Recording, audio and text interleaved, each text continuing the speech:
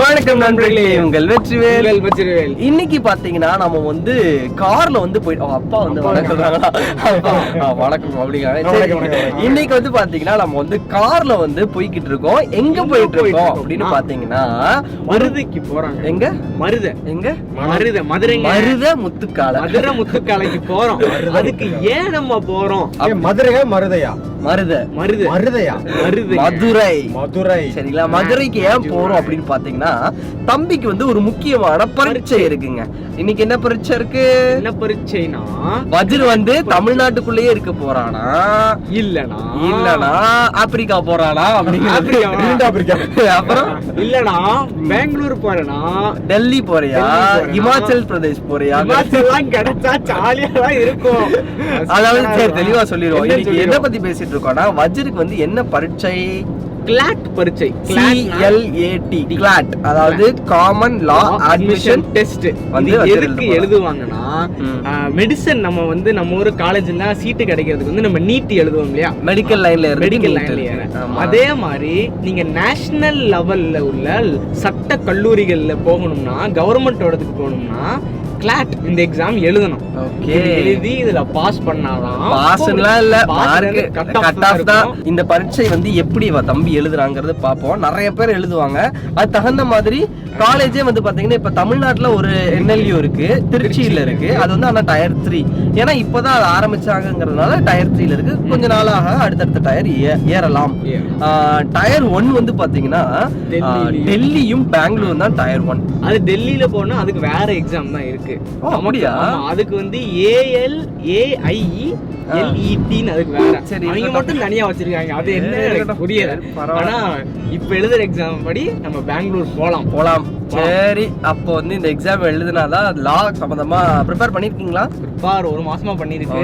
லா சம்பந்தமா இதுல பெருசா கேள்விகள் வந்து ரொம்ப இருக்காது. ஆனா லா புரிஞ்சுக்கிற மாதிரி அதுல நிறைய கேள்விகள் இருக்கும். பயங்கரமா குழப்படி இருக்கும். நானும் அந்த क्वेश्चन தான் பார்த்தேன். நெகட்டிவ் மார்க்ஸ் தான் இருக்கு. நெகட்டிவ் மார்க் மொத்தம் வந்து 2 மணி நேர பரீட்சை. ஆமா, மொத்தம் 120 கேள்விகள். 120 கேள்வி 120 நிமிஷம். OMR ஷீட் மல்டிபிள் சாய்ஸ் தான், MCQ தான். இருந்தாலுமே டைம் பத்தாது இதுக்கு. ஏன்னா பெரிய பேசேஜா இருக்கு. எல்லா क्वेश्चंसும் அட்டெண்ட் பண்ணாலே பெரிய விஷயம் தான். எல்லாமே அட்டெண்ட் பண்ண கூடாது, ஏன்னா நெகட்டிவ் மார்க் இருக்கு. இன்னொரு முக்கியமான நம்ம காட்டலங்க, நம்ம கார்ல 3 பேர் மட்டும் தான் இருக்கோம். 4 பேர் இருக்கோம். 4 பேர் இருக்கிறோம். அந்த 4வது ஆளு எங்கடா? இங்க பாருங்க, பப்பி பட்டுக்கோட்டைக்கு போகுது. ஒண்ணும் இல்லைங்க, இது வந்து பாத்தீங்கன்னா ஒரு பெண்குட்டி பப்பி, நிலாவோட பப்பி தான். நாங்க வந்து இப்போ மதுரைக்கு போறதுனால பாத்தீங்கன்னா எங்களுக்கு ஆல்ரெடி ஒருத்தவங்க வந்து பட்டுக்கோட்டையில இருந்து வந்து பப்பி வந்து கேட்டிருந்தாங்க. சரிங்களா? சரி, நம்ம ராஜபாளையத்துல இருந்தே டிரான்ஸ்போர்ட் பண்றதை விட மதுரையில இருந்து பண்ணோம்னா கொஞ்சம் டிஸ்டன்ஸ் கம்மியா தானே இருக்கும். அதனால நம்ம டிரான்ஸ்போர்ட்ல பப்பியை மதுரையில இருந்து பட்டுக்கோட்டைக்கு பண்ணிடலாம் அப்படின்னு ஒரு திட்டம். பின்னாடி வந்து அதுக்கு பாக்ஸ் இருக்குல்ல, வச்சு காட்டு. இங்க பாக்ஸுக்குள்ளே போர்வெல்லாம் இருக்கு. அதுக்கு சாப்பாடுலாம் நாங்கள் வச்சிருக்கோம். சரிங்களா? நல்லா இவன் தம்பி எக்ஸாம் எழுதுறதுக்கு பரீட்சைக்கு அனுப்பி வச்சுட்டு போயிட்டு நாங்கள் இந்த பட்டுக்குட்டியை வந்து பட்டுக்கோட்டைக்கு அனுப்பி விடுவோம். இந்த இருக்காங்களே பட்டுக்குட்டி, முத்தா கொடுத்துரு எல்லாத்துக்கும்.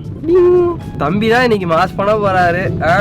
பரீட்சை எழுதி நீ பரீட்சை எழுதிருவ, பாஸ் ஆயிருவ, பெங்களூர் போயிருவ, படிச்சு முடிச்சுட்டு சீஃப் ஜஸ்டிஸ் ஆஃப் இந்தியா வந்து நிப்ப. நான் உனக்கு சல்யூட் அடிக்கணும். நம்ம 2 பேரும் சேர்ந்து ஆவோம். பரவாயில்ல, எனக்கு நீ ML போடு NLUல. கண்டிப்பா. அதுக்கு இது வந்து கிளாட் UG PG தனியா வச்சிருக்காங்க. PG எழுதுறோம், கிளாட் PG எழுதுறோம், NLU போறோம். நம்ம மாஸ்டர்ஸ் NLUல தான் பண்றோம், கலக்குறோம். என்ன பப்பியே ஓகே சொல்லிடுச்சு. ஒண்ணுமே சொல்ல, பட தூங்கிடுச்சு. அது ஓகே சொல்லுச்சு, எனக்கு சொல்லி எனக்கு கேக்குது. என்னடா பண்ற? பசிக்கும்ல. ஏங்க சாப்பிடுறாருங்க. கார் இங்க இருக்கு, பின் சீட்ல உக்காந்து நல்லா ஜம்முன்னு சாப்பிடுவானா? நமக்கெல்லாம் கீழே உட்காந்து குழப்பி அடிக்கணும்ப்பா. ரோட்டோரமா என்ன சாப்பாடு? காவா ஓரம் உட்காந்து சாப்பிட்டாதான் உள்ளே இறங்கும். காவா ஓரம் சாப்பிட மாட்டாங்களே. சின்ன சாப்பாடு தோசை கிடைக்கல. ஆமாங்க, நாங்க கடையில இறங்கி பார்த்தோம், வேற ஏதாச்சும் இருக்கான்னு பார்த்தோம். சாப்பிட்றது இங்கதான். முதல்ல உடனே காட்டுறேன். இங்க வா, பிரேம்குள்ள வா. இப்போ காலேஜுக்கு வந்தாச்சு, எக்ஸாம் சென்டருக்கு.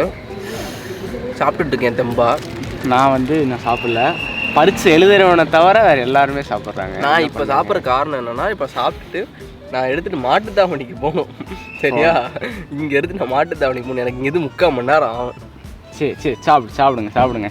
இப்போ எக்ஸாம் சென்டர் வந்தாச்சு. இப்போ மணி பார்த்தீங்கன்னா 1:27 தெரியுமா? அரலாகில் டைம் ஆக தெரியுமா? கொஞ்சம் தெரியுங்க. 12:27 ஒன்றுன்னு ஏதோ கேட்டுச்சு. மாற்றி சொல்லிட்டேன் நான். 12:27 மணி. உள்ள எக்ஸாம் 2 மணிக்கு ஆரம்பிப்பாங்க. ஆனால் 1:30க்கே உள்ளே போய் உட்காந்துட்டு நம்ம சீட்டில் உட்கார வச்சிருவாங்க. அதனால இன்னும் 1 மணி நேரம் சரியா இருக்கு. 1 மணி நேரத்துக்குள்ள சாப்பிட்டு குளிச்சு கிளம்பி ரெடியா உட்காந்துடணும். குளிச்சு கிளம்புறியா? குளிச்சு கிளம்பி சாப்பிட்டு ரெடியா அந்த கடைசி 5 நிமிஷம் டக்குன்னு படிச்சுட்டு போயிட்டு உட்காந்துடணும். அதுதான்.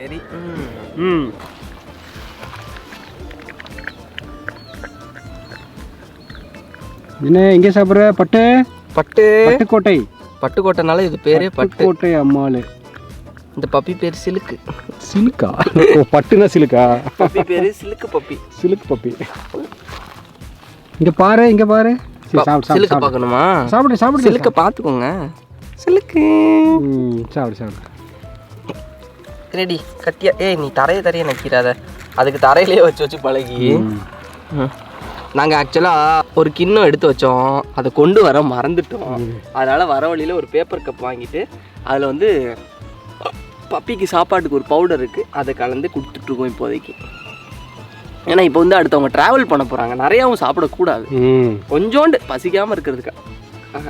இது பேபி தானே, இவ்வளோ கொடுத்தா போதும். ஆனால் சூப்பராக இருக்குப்பா, நான் டேஸ்ட் பார்த்தேன்ப்பா.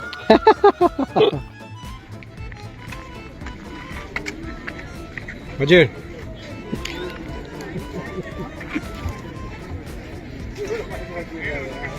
போயிட்டு வாங்க கலக்கிட்டு வாங்க. அஜய் எப்படி இருந்தது பரீட்சை? பரீட்சை எழுதி முடிச்சாச்சுங்க. எப்படி இருந்துச்சுன்னா, இதான் முதல் தடவை நான் இந்த எக்ஸாம் எழுதுறேன். அதனால எனக்கு மீடியமா இருந்துச்சு, பொதுவா இருந்துச்சு. இது என்ன ஆயிடுச்சுன்னா, எனக்கு நேரம் கடைசி கொஞ்சம் பத்தலை. தெளிவா சொல்லணுங்க, சரிங்களா? நிறைய குளறுபடி இந்த எக்ஸாம்ல நடந்திருக்கு. ஒரு சட்டக்கல்லூரி மாணவனாவும் ஒரு ஃபியூச்சர் அட்வொகேட்டாவும் நானும் சரி நீயும் சரி நம்ம இத சொல்லி ஆகணும். ஒரு சட்ட கல்லூரிக்கு உண்டான தேர்வு, ஒரு பரீட்சை, இந்த எக்ஸாம்லயே பாத்தீங்கன்னா சில தவறுகள்ல நீங்க நினைக்கிற பெரிய தவறுகள் என்னன்னா, ஒரு பரீட்சைக்கு இந்த மாதிரி ஒரு டைம் மேனேஜ்மெண்ட் பரீட்சைக்கு நம்ம எப்பயுமே இந்த மணி பார்த்துக்கிட்டே எழுதணும். ஒரு செகண்ட்ஸ் நமக்கு முக்கியம், சரிங்களா? ஏன்னா நம்ம ஒரு கொஸ்டினுக்கு இவ்வளவு நேரம் தான் அட்டென்ட் பண்றோம்னு ப்ரிப்பேர் பண்ணிட்டு போயிருப்போம். இந்த அட்மிட் கார்டுல அனலாக் வாட்ச் கொண்டு வரலாம்னு சொல்லியிருக்காங்க. ஆனா உள்ள விட்டாங்களா? விடல. அது அதான் அவங்க அட்மிட் கார்டுல ஃபுல்லாவே நீங்க ஸ்மார்ட் வாட்ச் எடுத்துட்டு வர கூடாது, அனலாக் வாட்ச் எடுத்துட்டு வரலாம். அனலாக் வாட்ச விட எடுத்துட்டு. சரி, அங்க வாட்ச் வச்சிருந்தாங்களா? அங்க வாட்ச் இல்லங்க, கிளாஸ் ரூம்ல ஒரு வாட்ச். எப்படி டைம் பார்த்து எழுதுறது? அவங்க கொஞ்ச நேரத்துக்கு ஒருக்கா அரை மணி நேரம் ஆச்சு, 1 மணி நேரம் ஆச்சு.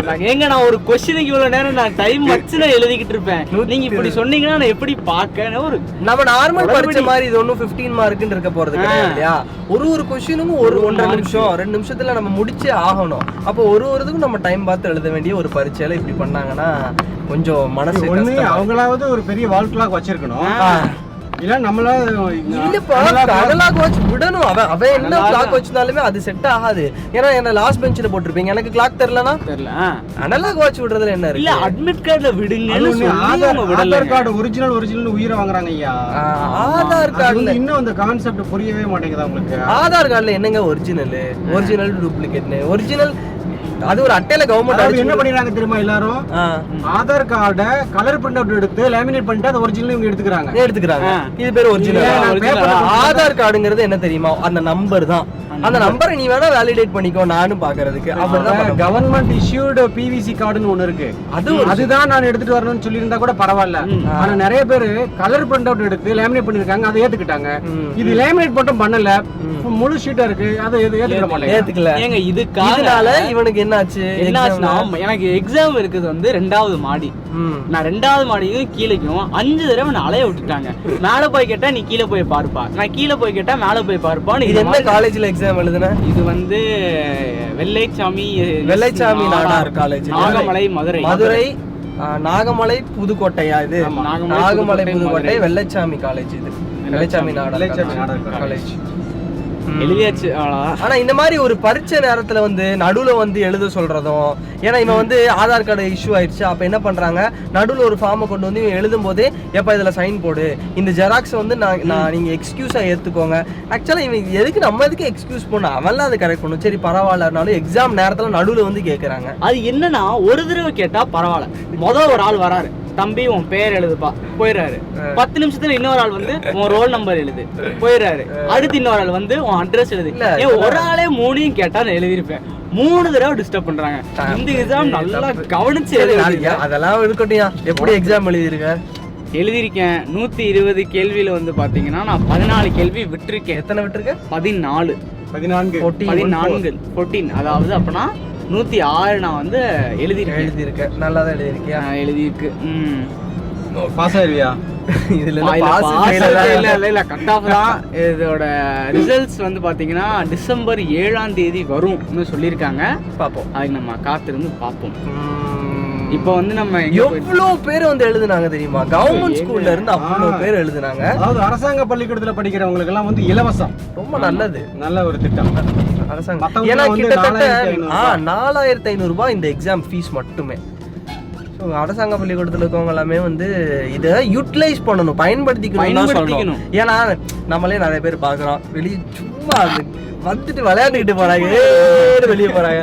பார்த்தாலே தெரியும் ப்ரிப்பேர் பண்ணல, ஜாலியா ஒரு நம்ம எத்தனையோ எக்ஸாம் போய் பார்ப்போம்டா அப்படின்னு போறோம்ல, அந்த மாதிரி வந்தவங்க பாதி பேருக்கு மேலேயே இருந்தாங்க. அரசாங்க பள்ளிக்கூடத்துல 4500 ரூபாய் கொடுத்து அந்த எக்ஸாம் எழுத வைக்கிறதுக்கு சலுகை இருக்குன்னா அதை நம்ம வந்து பயன்படுத்திக்கணும்.